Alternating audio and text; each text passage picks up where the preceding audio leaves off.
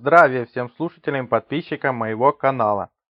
С вами Виктор Максименков. Предлагаю в этом видео как раз и рассмотреть нашего самого знаменитого защитника Отечества, былинного героя Илью Муромца.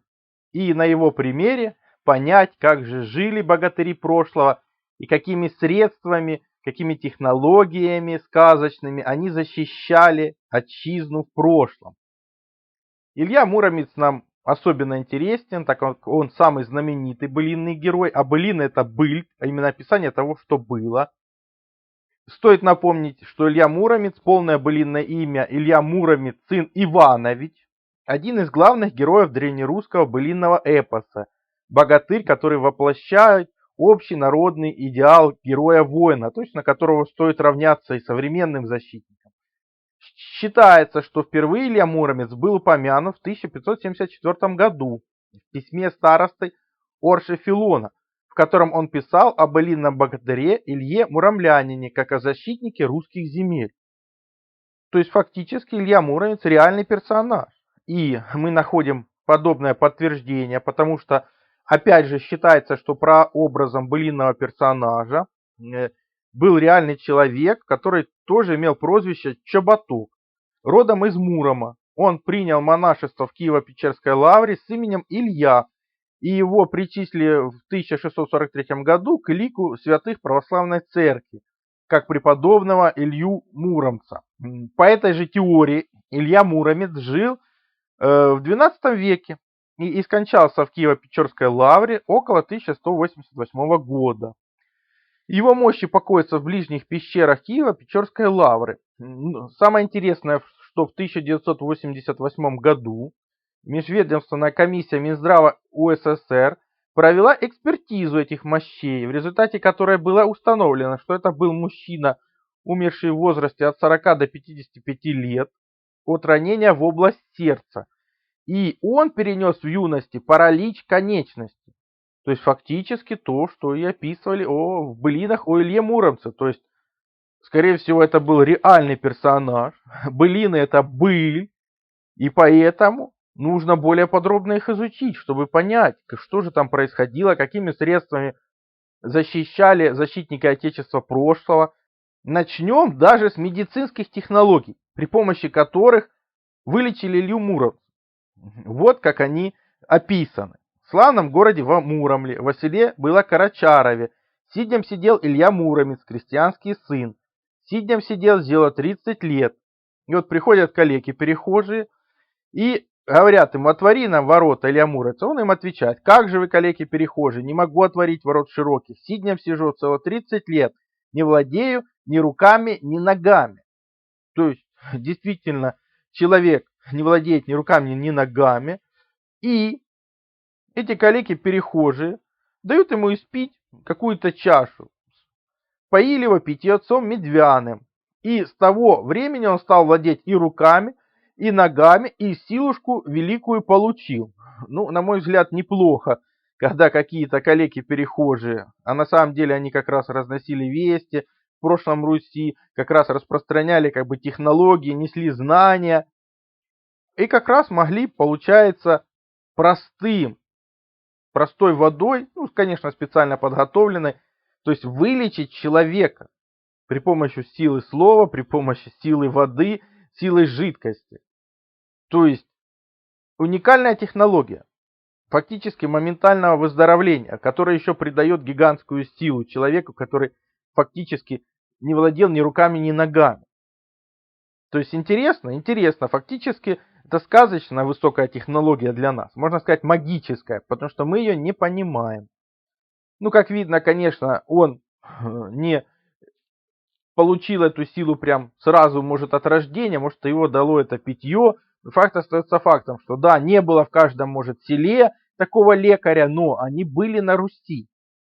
И когда Илья Муромец получает эту силушку, вот он собирается в былине о Соловье-разбойнике ехать защищать землю русскую.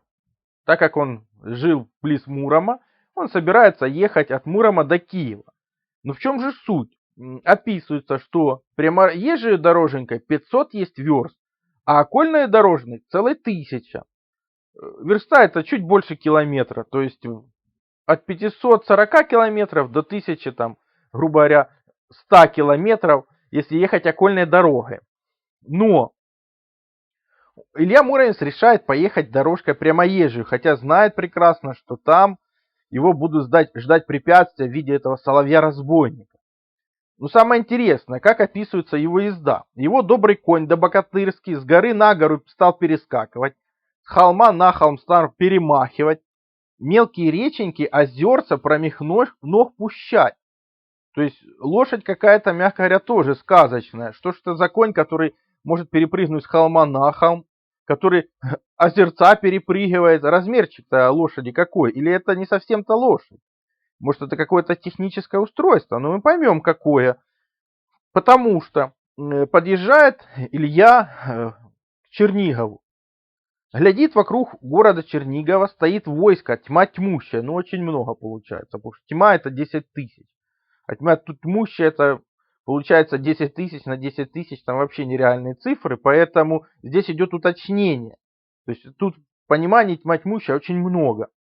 Поступили к городу 3 царевича басурманских, а у каждого царевича войско по 300 тысяч.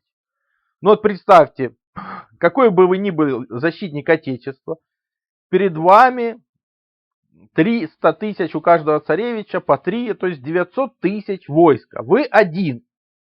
На каком бы вы ни были коне, с каким бы ни были вы там мечом, нужно разворачиваться, мягко говоря, и уходить, потому что битвы не будет. Будет, мягко говоря, побоище. Вас убьют, да и все.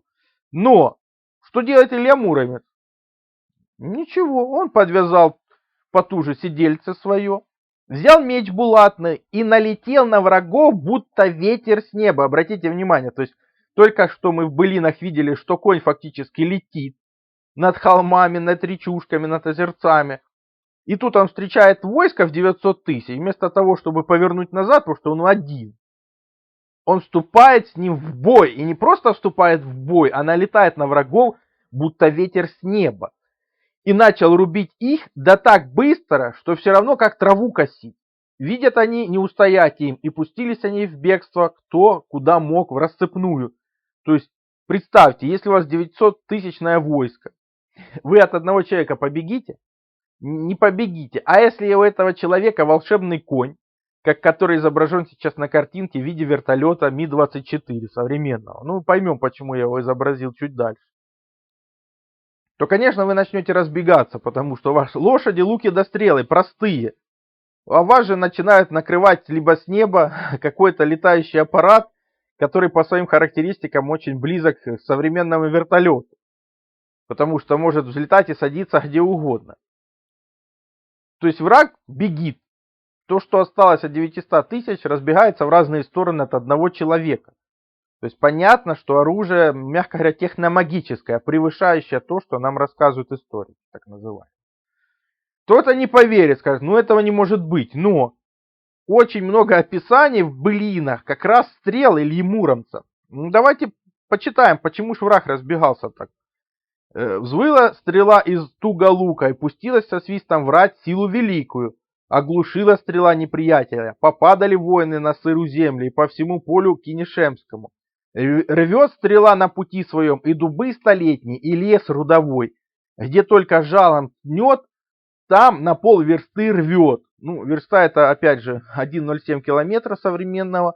Половина это 535 метров. И так как ничего больше не сказано, можно сказать, что это 535 метров умножить на 535 метров, то есть метры квадратные. То есть эта площадь получается поражение стрелами 286 225 метров квадратных. Стрелами, ну, может не одной, может больше, но как бы залпом. И продолжается описание, а хвостом лизнет, там канаву порвет. Положила та стрела войска, счета нет. А Илья Муромец вослед за ней мчится и топчет злого ворога. То есть, как вы понимаете, это никакой обычный лук не даст такой эффект. Здесь идет описание системы фактически залпового огня. Вполне вероятно, что эта система какая-то установлена на том же самом вертолете, ну или летающем объекте, нам пока непонятно. Мы хотим понять, а какой же он все-таки. Для сравнения, вот я вам показываю современные характеристики РСЗО «Града» и «Урагана». У них площадь поражения 145 тысяч метров квадратных, а у «Урагана» 426. У «Лемуромца» стрелы примерно 285. То есть что-то среднее между «Градом» и «Ураганом». Вот такая вот система была у «Лемуромца». То есть мог ли он один разгонять целые войска неприятельские, которые вооруженные были стрелами, луками да копьями? То есть дикие племена, назовем их так, по сравнению с этим оружием? Ну, конечно, мог. Причем очень даже легко, потому что потери от такой встречи, мягко говоря, несоизмеримы. И видно, что используется оружие намного мощнее, чем обычный простой лук. И это описано в былинах, это же то, что было. И современные системы залпового огня, то есть технологии после второй половины 20 века, только подошли к этим параметрам. Имейте это в виду. То есть мы только начинаем это повторять. Для тех, кто первый раз, я уже делал именно видео по ракетным технологиям, где даже еще в 17 веке видна крупная ракета калибра не менее 177 миллиметров. То есть ракетные технологии на протяжении сотен лет, как их изготавливают, применяют, книги, то есть все сведения об этом существуют. Конечно, историки не хотят этого замечать. Ну, все ссылки будут на материалы в конце видео. Конечно, в конечных заставках к видео будут мои видео по этой теме. Но я еще раз вам покажу эту книгу. Эта книга как раз 17 века. И здесь показаны двух- и трехступенчатые ракеты. То есть, опять же, 17 век, а перед нами технология второй половины 20 века. Ну, для тех, кто засомневался, а были ли у Ильи Муромца такие возможности? Были. При том, что он богатырь, то есть фактически максимальное посвящение воина прошлого. В нем много Бога, много этой светлой энергии, и поэтому доступно использовать как бы оружие особой мощности, назовем это так. А то, что это было не один раз, вот еще раз читаем. Снимает он с плеч лук тугой, вынимает из колчана каленую стрелу и накладывает стрелу на тетивушку и пускает стрелу во зеленый дуб. Ударила стрела во зеленый дуб, разлетелся дуб в мелкие дребезги. Ну, вы понимаете, что это не простая стрела. Опять же, это такая ракета, как от системы залпового огня в дуб попала. И дуб был не маленький, потому что много тут разбойников поранило, многих и насмерть убило, а всего на дубе сидело 40 разбойников.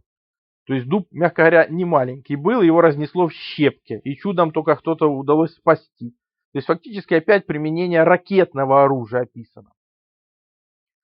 Но в этой же былине, фактически про соловья-разбойника, мы находим не просто ракетное оружие, а оружие, которое нам даже сегодня недоступное, можно сказать, техномагическое. Как я уже обращал внимание, война уже обращает наше внимание, что использовался звук как оружие. То есть война. И здесь идет битва Ильи Муромца с соловьем-разбойником. И соловей-разбойник, соловей, то есть единичный источник звука определенной частоты. Опять же, до, ре, ми, фа, соль, ля, си, то есть соль, то есть определенные частоты какие-то использовались для применения звукового оружия. Но конь Ильи Муромца помог победить ему этого соловья. Вот как описывается применение этого оружия. Он кричит, злодей-разбойник, по-звериному, и то ли от его от посвисту соловьева, то ли от его покрику звериного. Там все травушки-муравушки уплетаются, все лазуревые цветочки осыпаются, темные лесушки к земле все преклоняются, а что есть люди, то все мертвы лежат. То есть, как бы, звуковое оружие настолько мощное, что погибает фактически все живое. Но Илья Муромец смог это победить, как бы взял в плен этого соловья-разбойника и повез, опять же, дальше в Киев. То есть он по былине про соловья-разбойника он сначала разбил рать под Черниговом, потом захватил в бою соловья-разбойников и продолжает дальше ехать в Киев. Как мы видели, до Киева по прямой дорожке 540 верст. Почему это важно? Потому что когда он до обеда прибыл уже в Киев, ему тоже князь Киевский не поверил, что он ехал по прямой дорожке, на что ему Илья Муромец отвечает. «А ты славный Владимир Стольно-Киевский, я стоял за утреннюю во Муромле, а к обедне поспеть хотел я только в Киевград, где моя дорожка призамшелвилась, а ехал я по дорожке промоезжей». То есть 500 верст. То есть примерно 540 километров Илья Муромец преодолевает не более чем за 4 часа, потому что ну за утреннее где-то 7 утра, а обедня ну в 12. То есть тут 5 часов разницы, плюс надо отстоять за утреннюю, это полчаса. Собрались, поехали. Приехали под Чернигов, там дали бой гигантскому войску. Войско разбежалось, как говорится. Поговорили с местными жителями, поехали дальше, нашли соловья-разбойника, дали ему бой. То есть это же все время, как ни крути. То есть у Ильи Муромца было всего лишь 4,5 часа, чтобы преодолеть 540 километров, причем он участвовал в 2 боях. То есть сколько ему нужно было перемещаться, то есть не более чем, грубо говоря, за 3 часа он преодолевает эти 540 километров. Для справки, скорость современного вертолета Ми-24, ну, примерно 270 километров. Примерно. Почему я сравнил как бы с Ми-24? Плюс перед вами я показал различные летающие аппараты прошлого и красными стрелками выделил коньки. То есть вот это вот навершие, которое было на кораблях и плавающих, и на домах, называется конек. Поэтому можно сказать, что да, Илья Муромец перемещался на коне, на коньке, скажем так, потому что у его летательного аппарата был какой-то конек, был какой-то символ. Может, лошадь была нарисована, может, сокол, может, еще что-нибудь. То есть это мы видим во всех как бы проявлениях: Египет, Америка, Новая Зеландия. То есть такие летающие аппараты присутствуют с коньками. Ну, можно назвать коньки. Почему нет? То есть, но характеристики очень сильно попадают под вертолет. Не требуется больших взлетно-посадочных площадок, перелетел и преодолел эти 540 километров. Нормально, все получилось.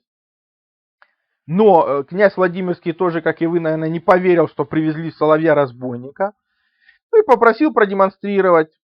Илья Муромец уговорил соловья-разбойника, демонстрирует. Засвистал, так как соловей по соловьему, закричал разбойник по-звериному. Маконьки на теремах покривились, а коленьки в теремах рассыпались от его посвисту соловьева. А что есть зверушки, то все мертвы лежат. То есть, опять же, соловей — одиночный источник звука. То есть, и он не только убивает все живое, но и разрушает строение. То есть технология, которая нами сегодня-то не применяется. То есть звуковое, вибрационное оружие. То есть уровень выше даже, чем наш сегодняшний. А он написан в былинах. Вот такие вам детали. Вот. Но былины есть еще более невероятные для нас сегодняшних. Перед вами картинка о проектируемом, только проектируемой нашей цивилизацией плавающем городе. Ну, такой вот троичном, скажем так. А в былинах он уже описан. По Хвалынскому морю, оно сегодня Каспийским называется, его остатки, 12 лет плавает сокол-корабль, ни разу не причалив к берегу. На корабле помещаются 3 церкви, 3 монастыря, 3 торговища немецких, 3 государев кабака, и живут там 3 разных народа, которые не знают языка друг друга. То есть очень похоже на картинку, которую мы только проектируем. А Илья жил в 12 веке. И в 12 веке плавает гигантский плавающий город. Насколько он гигантский? Ну, примерно вот такого вот размера. Там описывается команда, только та, которая обеспечивает плавание, в 500 человек.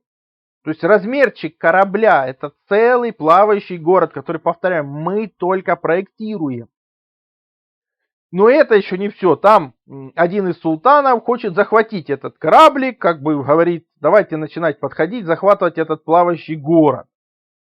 На что ему Илья Муромец предупреждает. Он говорит: скоро, Борза, походи на сокол корабль, скоро, Борза, выноси мой тугой лук. Мой тугой лук в 12 пуд, то есть 200 килограмм, на минуточку. Поднимите лук в 200 килограмм. Каленую стрелу в косу сажень, то есть 2,5 метра примерно. Ко стрелочке приговаривает: полети, моя каленая стрела, выше лесу по поднебесью, а поди, моя каленая стрела, в турецкий град, в зеленый сад, самому султану в белую грудь. Ах, тут султан покаялся и отказался от своих злонавременных желаний захватить этот плавающий город. Но извините меня, вот перед вами как раз ракета Града. Она как раз длиной 3 метра.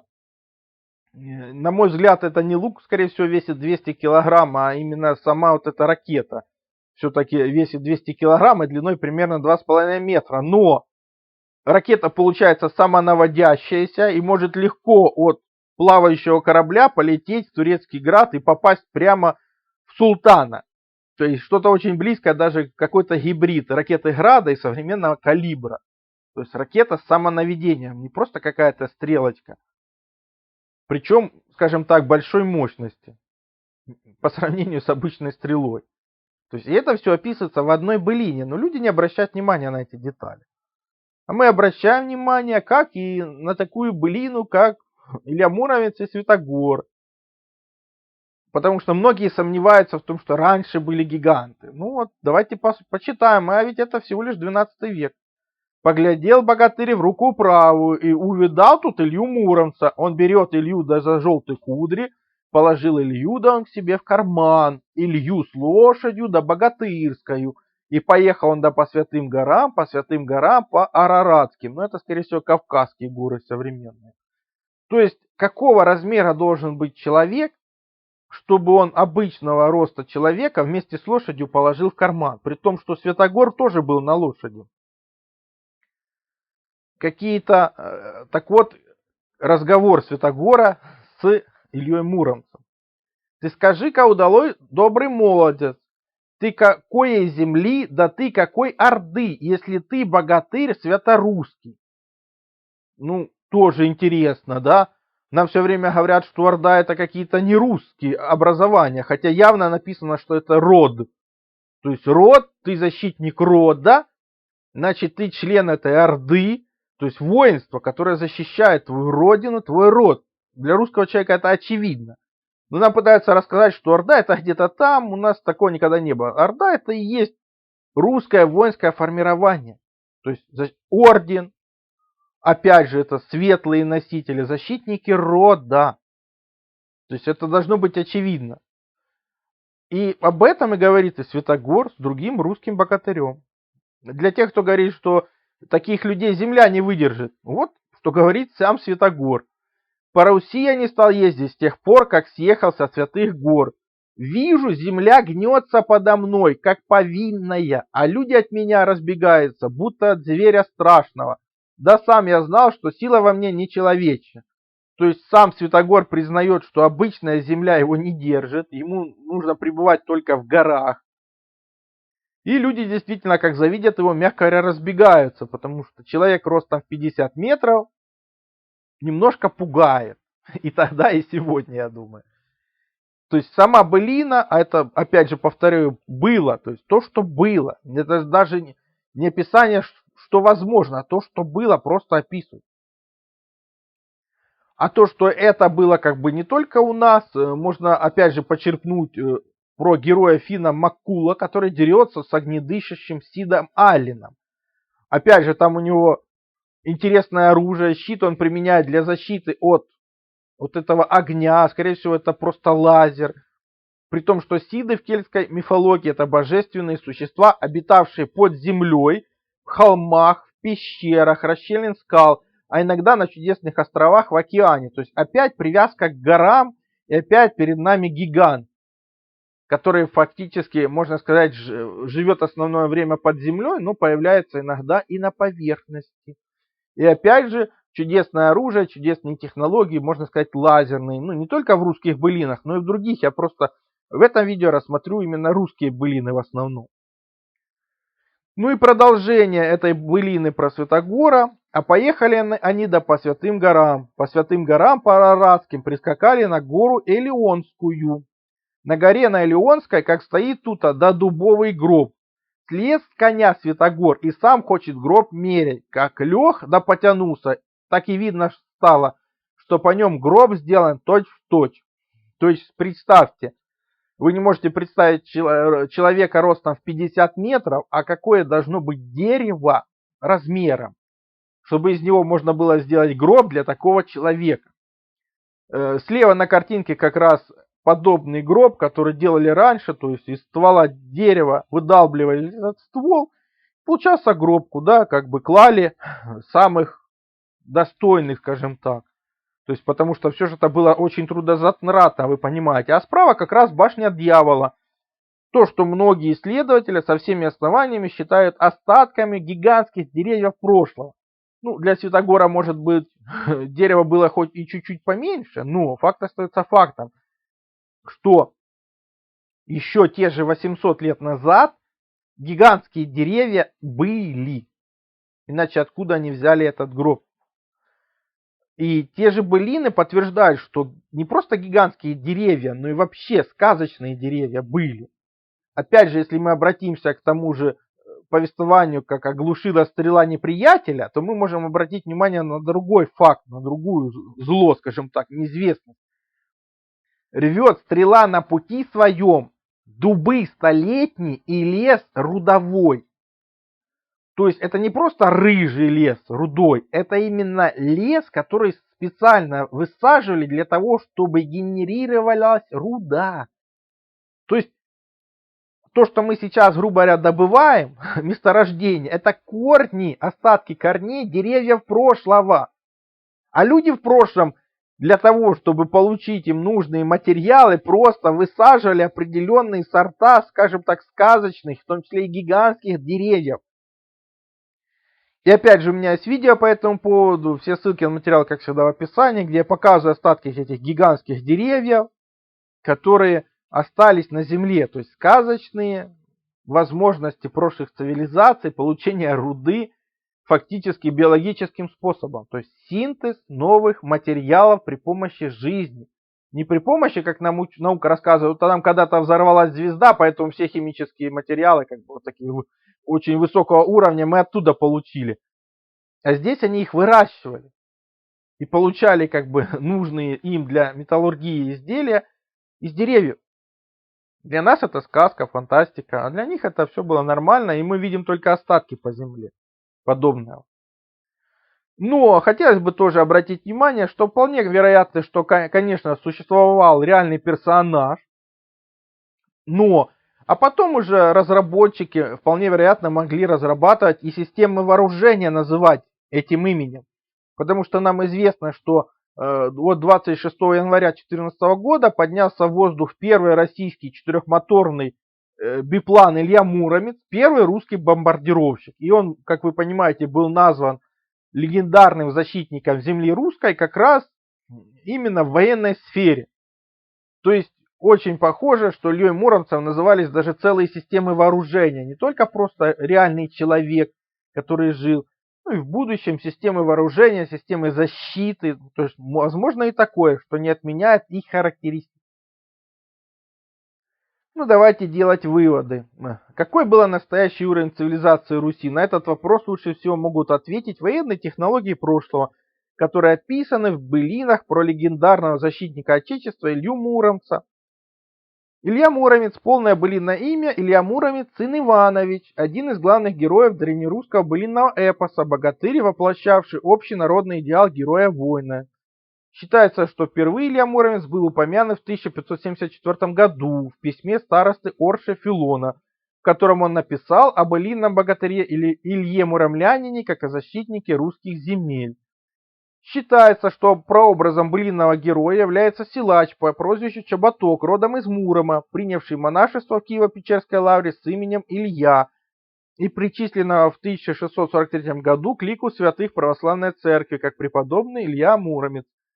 Ее мощи покоятся в ближних пещерах Киево-Печерской лавры. В 1988 году межведомственная комиссия Минздрава УССР провела их экспертизу, было установлено, что мужчина умер в возрасте 40-55 лет от ранения в области сердца, и в юности он перенес паралич конечностей.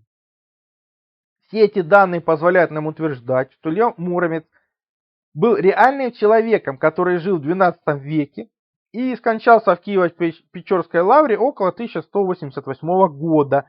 А значит, данные про реальные военные технологии, описанные в былинах, тоже могут являться достоверными и описывать настоящий уровень русской цивилизации того времени.